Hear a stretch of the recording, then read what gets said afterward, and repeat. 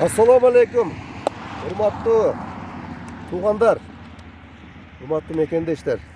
Susamırda ketip atıp şu nese güve olabыз ары бери өткөн сайдын жаздын күзгө чейин. Айыл чарба министрлиги Кыргызстанда бюджеттен канча акча которулат билбейт экенбиз. Жакшы кабарыбыз жок.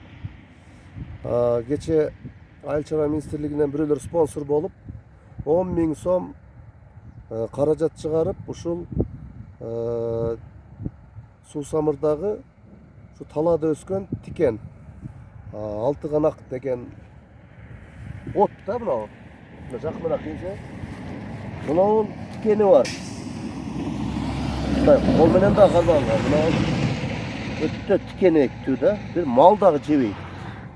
Мына тикен кадимкидейчи кол менен да кармаганга болбойт. Ушул тикен мен оюмча бир 30-40 гектар болса керек. Мүмкүн андан да көп болса керек. Susamыр жайлоосунда. Мал дагы жебейт. Коррупция менен күрөшөбүз дейт. Коррупция эмес, ушу тикен менен күрөшүп алгылачы биринчи. Şu тикенди жок кылыш керек. Муну кантип жок кылыш керек? Кече илимий изилдөө илим ана мынчада жок кылат деп депутаттардан бирөөлөр сүйлөп атат. Илимде 1-2 жылда анализдеп чыгыш керек дейт. Анан кийин ушуну неме кылсак болот. Дейт да анан эми Айыл чарба министрлигинде эмне иш бар? Азыр адамдар жеке менчик, буудай эккендер, бизнесмендер, ишкерлер эгип атат.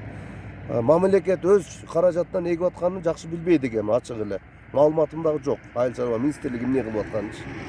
Бирок Кыргыз Орус өнүктүрүү фондунан миллиондогон акчаларды кредит кылып берип атат. 9%. Ошодон маалыматым бар. Алда залогун алып, ошондой ишкерлерге колдоо депчи. Алда сүткорлук менен болуп атат. Анан şu тикенекти жок кылыш керек.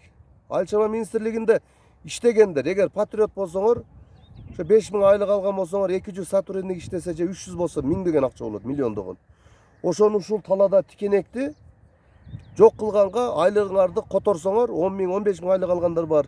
Ошол силердин Кыргызстанга салымыңар кошкон салым болуп эсептелет да. Кылган ишиңерден дайын жок, жөн эле кабинетте олтуруп, айыл чарба министрлиги деген нерсени токтотуш керек. Ошон үчүн мына тикенекти жок кылсак, жайлоого элдер көбүрөөк чыгат, малга тоют көбүрөөк болот, пайда болот туугандар. Эгерде туура эмес сүйлөп койгон болсом, кечирим сурайм. Ушул айыл чарба министрлигине бир эскертүү. Эми өзүңөр деле билесиңер менден жакшы, ушуну жок кылалы, тикенекти. Аман болуңуздар.